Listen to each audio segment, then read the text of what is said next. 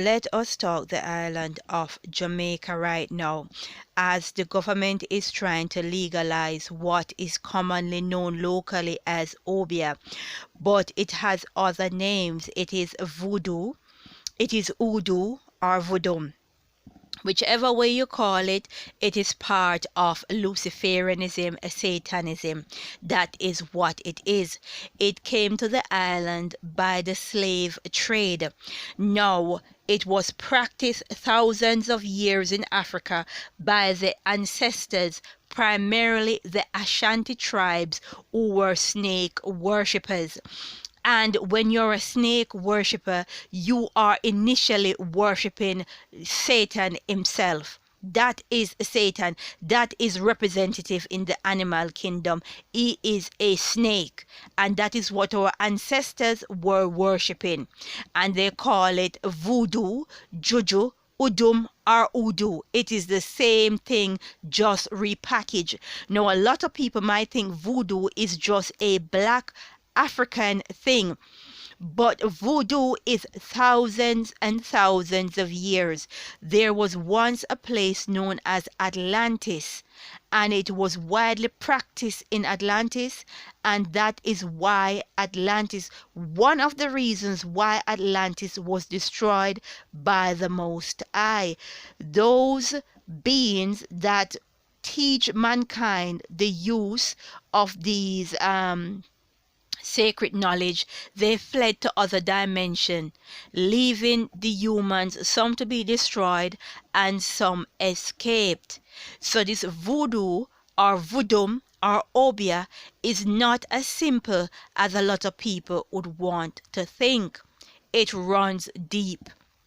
And when you are going to legalize it, you're legalizing Satanism, Luciferianism. That's what it is. And the next step would be to introduce the Church of Satan.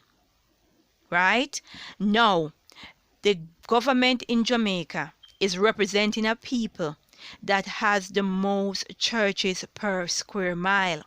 Why would you choose to represent Satanism? Why would you choose to represent your people in that way?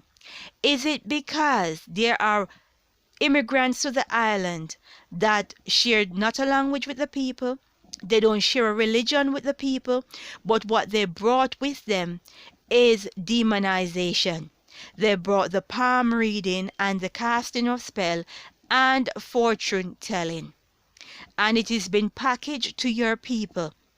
And because these people need free will to practice what they're doing, then they're looking to legalize the so-called obia that Jamaicans think it's just as simple as it is some basic West African spirituality. No, it runs deeper than that. And your government is supposed to represent your best interests. But right now, they're representing the interests of Luciferianism. Because by legalizing obia, you're legalizing Satanism. You're legalizing Luciferianism. Well, the Bible tells us that this is a spiritual war.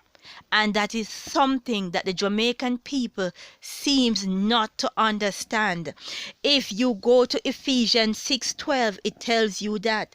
If you go to 2 Corinthians 10:3, it tells you that. This is a spiritual war, and you've got to identify Lucifer's apprentice. You've got to identify the people who work on his behalf to bring on the agenda. Right? This is not just a simple black African spiritualism. This is Luciferianism at its finest. And if you do your research and go deep, then you will know that the so-called ancestors, that a lot of Jamaicans and black people worldwide who claim they're part of the awakening, that is what they worship. Ancestors. Well, the ancestors were snake worshippers in West Africa, primarily the Ashanti tribe.